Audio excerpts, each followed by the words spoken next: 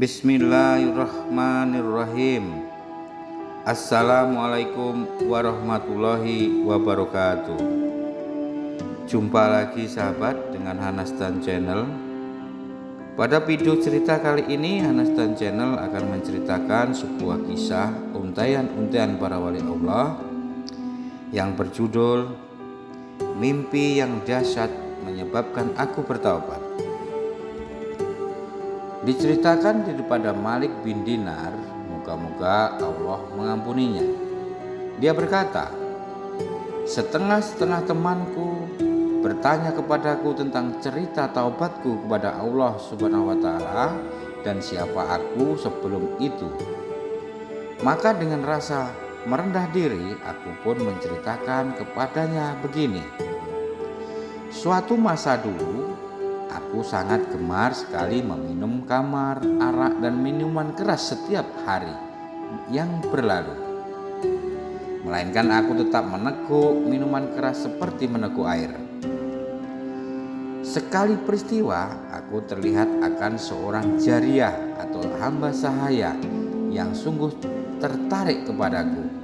Dia memang seorang wanita yang rupawan, tetapi dia seorang hamba sahaya. Aku lalu membelinya karena aku sangat menyayanginya. Dan dari perkongsian hidup dengannya, aku telah dikaruniai Tuhan seorang putri yang terlalu lucu, rupawan, dan sungguh menarik seperti juga ibunya. Aku berlalu sayang kepadanya, dan rasa terhibur hatiku apabila berada bersama-samanya. Dia aku dipelihara dengan penuh kasih sayang, dan membesarkannya dia sehari demi sehari di hadapan mataku, sehingga dia sudah mengenaliku dan sukar hendak terpisah denganku. Meskipun dia baru berusia 2 tahun, namun dia sudah kelihatan cerdik dan pandai. Apabila aku menuangkan minuman itu ke dalam air gelas untuk diminum, dia segera datang mendekatiku. Lalu diambillah gelas itu, dituangkannya ke tanah. Hal itu berlalu berkali-kali, bahkan setiap kali dia melihat aku mengambil botol minuman itu, aku heran. Sudah aku tenggak berkali-kali, namun dia tetap tidak lepas dari kelakuannya itu. Aku tidak mau membentaknya atau memarahinya karena aku terlalu sayang kepadanya. Jadi aku terus bersabar saja atas kelakuannya yang ganjil itu. Yang disenangi manusia di atas muka bumi atau di muka dunia ini selalunya tidak kekal. Setiap kesenangan sering disusuli oleh kesusahan. Demikianlah pula sebaliknya. Memang lumrah hidup di dunia itu begitulah. Tiada sesuatu pun yang kekal di dunia, kecuali di alam akhirat. Namun begitu, manusia sering berkejaran kepada mata beda dunia dan membelakangi hasil usaha akhirat. Alangkah bodohnya manusia itu. Putriku itu tidak panjang usianya. Tidak lama sesudah itu, dia telah dirampas oleh maut dari tanganku. Rupanya takdir Tuhan menetapkan bahwa dia akan meninggalkanku sewaktu masih kecil lagi. Sewaktu dia masih menjadi cahaya mataku, aku terlalu sedih atas kepergiannya, dan perasaan sedih itu tidak dapat terpisah denganku, sehingga aku hidup menderita karena terlalu teringat ingatan kepadanya. Malam nifsu Saban pun muncul, dan kali ini terjatuh pada malam Jumat. Manusia pada sibuk untuk menghidupkan malam itu dengan membaca Yasin dan berzikir sebanyak-banyak yang termampu. Karena malam itu adalah suatu malam yang mulia yang biasanya didirikan oleh kaum muslimin dengan bermacam-macam ibadah. Tetapi sebaliknya aku telah memuaskan nafsuku dengan meneguk minuman keras lebih dari biasa, sehingga aku terasa pusing kepalaku. Mabukku bukan kepalang lagi. Aku jatuh tertidur di tempat minuman keras itu. Dalam tidurku itu aku bermimpi melihat seolah-olah semua penghuni kubur telah bangun dari kubur masing-masing, dan mereka telah diseret ke padang mahsyar. Aku juga turut terseret bersama-sama orang ramai itu. Apa ini? Kataku kepada mereka, sudah kiamatkah? Namun begitu tiada seorang pun menjawab pertanyaanku. Aku teringat yang aku terlalu banyak berdosa, dan belum sempat aku memohon keampunan lagi, aku terlalu bimbang terhadap diriku itu. Sedang aku dalam keadaan demikian, sedang memikirkan nasibku yang malang itu, dengan tidak semena-mena aku terasa ada sesuatu lembaga dari belakangku sedang mengejarku dengan derasnya. Aku terus menoleh ke belakang, tidak tahu apa dia benda itu yang mengejarku itu. Aku lihat seekor naga besar, matanya merah, sedangnya mulutnya terenganga hendak memenerkamku. Aku terkejut sekali, lalu aku pun berlari dalam keadaan takut dan bimbang akan ditelan naga itu. Dalam aku berlari itu, aku bertemu seorang tua yang bersih pakaiannya, terlalu wangi baunya. Dia sedang duduk beristirahat di tengah-tengah perjalanan itu. Aku lalu memberi salam kepadanya. Dia menjawab salamku. Tolonglah aku merayu-rayu kepadanya.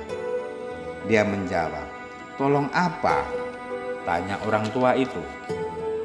Selamatkanlah aku dari naga yang mengejarku itu, sambil aku menunjuk kepada naga yang sedang marah kepadaku itu. Minta maaf, jawabnya. Aku tak mampu hendak menghadang naga itu. Dia lebih kuat daripadaku. Habis apa yang akan aku buat? Tanyaku kepada orang tua itu. Lebih baik segera lari. Moga-moga Allah akan menunjukkanmu orang lain yang dapat menyelamatkanmu dari naga itu. Nasihat orang tua itu. Aku lalu melarikan diri lagi daripada naga itu yang tetap mengejarku dari belakang, sehingga aku mendaki tempat tinggi yang berlapis-lapis tingkatnya menjurus ke kawah api neraka. Aku sudah terbuntu jalan kini. Di hadapanku kawah api neraka, dan di belakangku pula naga yang mengejarku itu. Oleh karena terlalu gawat dibuatnya, aku hampir-hampir tersungkur ke dalam kawah neraka itu. Kalaulah tidak aku mendengar suatu suara melaung-laung kepadaku, katanya, minggir, kau dari situ, segera keluar dari sini, karena kau bukan dari kumpulan penghuni di sini. Aku merasa lega sedikit apabila mendengar suara itu. Lalu aku seolah-olah diberikan jalan untuk keluar dari tempat itu. Aku terus mengikuti jalan itu sehingga aku keluar dan bertemu lagi dengan orang tua tadi. Hai orang tua, kataku kepadanya, aku minta tolong kepadamu, tapi kau enggan menolongku daripada naga itu. Mengapa? Mengapa?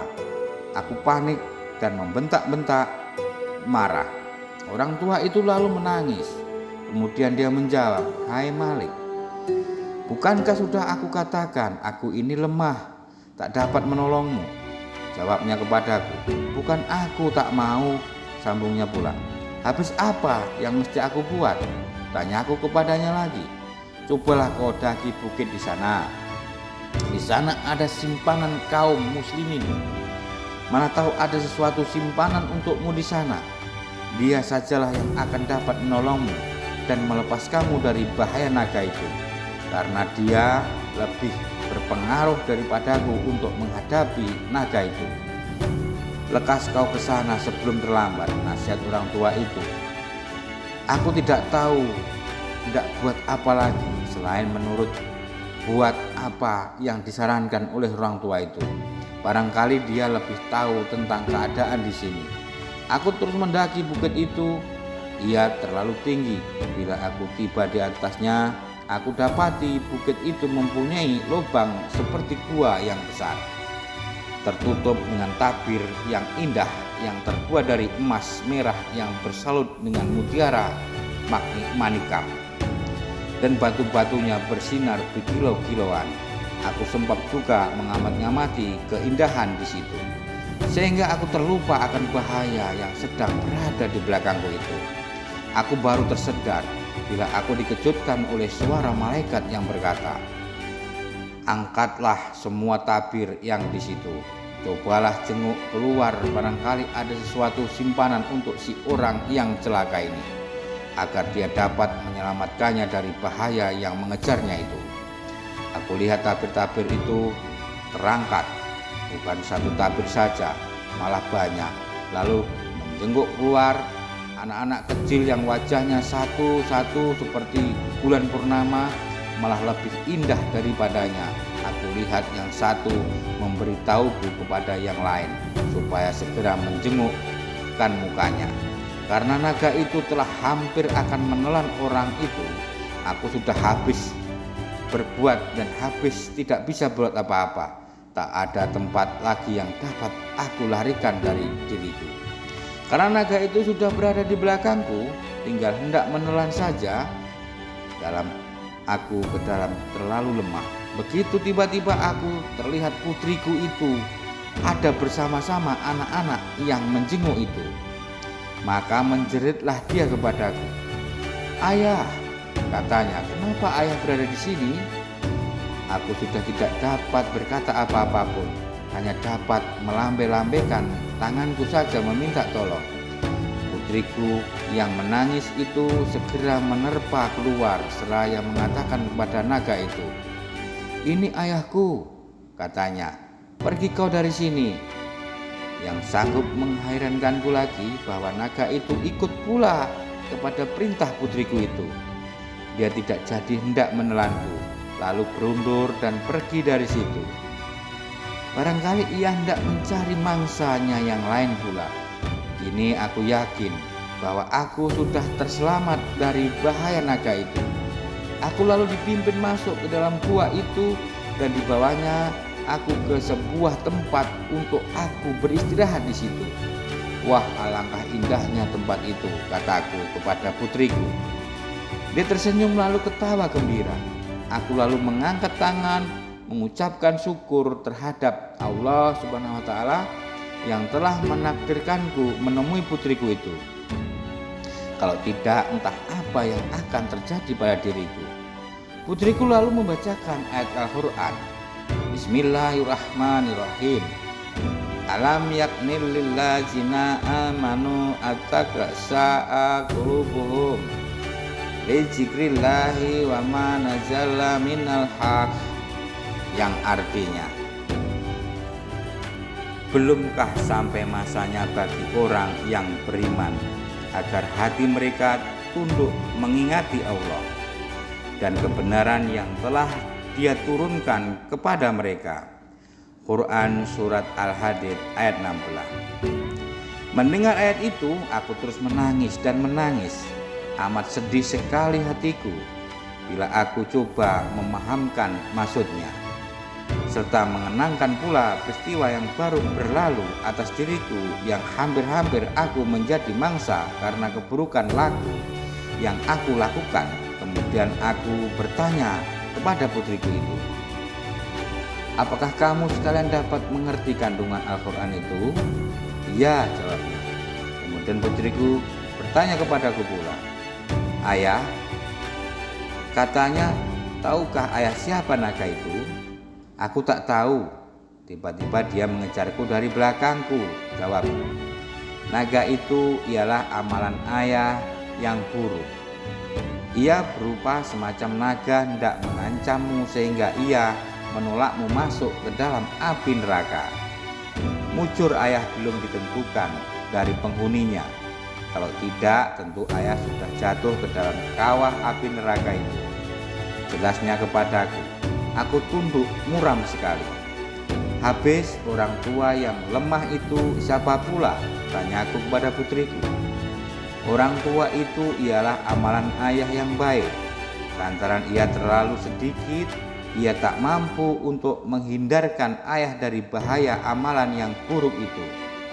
Kalaulah ia kuat, tentulah ia akan menolong ayah tadi. Putriku memberitahuku lagi, dan kamu apa yang kamu buat di sini? Kami tinggal di sini sehingga datangnya kiamat. Kami menunggu kedatangan ayah dan ibu untuk kami mensyafaatkan kamu. Putriku tersenyum senang sekali dapat melihatku dan memberi keterangan kepadaku. Sampai di situ saja mimpiku berakhir. Aku tersegar dalam keadaan tercengang dari apa yang telah aku saksikan dalam mimpiku. Aku lalu teringat akan gelas-gelas botol-botol minuman keras yang aku simpan di dalam kamarku. Astagfirullahaladzim, ucapku.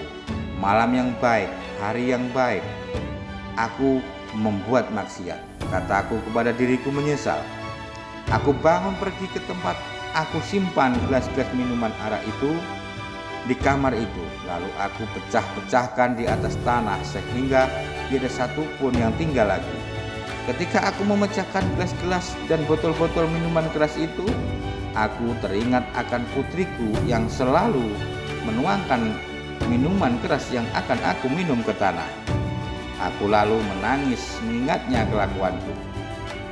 Sejak hari itu, aku bertaubat kepada Allah Ta'ala dan aku coba mengubah cara hidupku, meninggalkan segala kelakuan yang tidak senonoh yang dikutuk oleh Allah Ta'ala.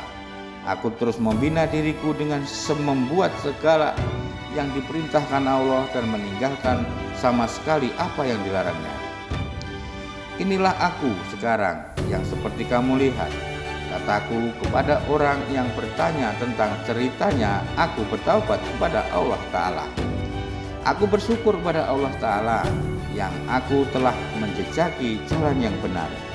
Dan aku selalu mendoakan semua orang masih terpesong dari jalan-jalan yang benar itu supaya segera kembali kepada Allah Ta'ala sebelum terlambat. Karena waktu yang tinggal hanya sedikit sekali. Ketika tidak tahu bila kita akan dijemput Tuhan kembali kepadanya, lebih baik kita bersedia dari sekarang sebelum terlambat. Sesal dahulu pendapatan, sesal kemudian tidak ada gunanya. Terima kasih sahabat, telah kami ceritakan untayan-untayan kisah para wali Allah. Semoga membawa hikmah dari kisah ini, yaitu bertobatlah sebelum terlambat.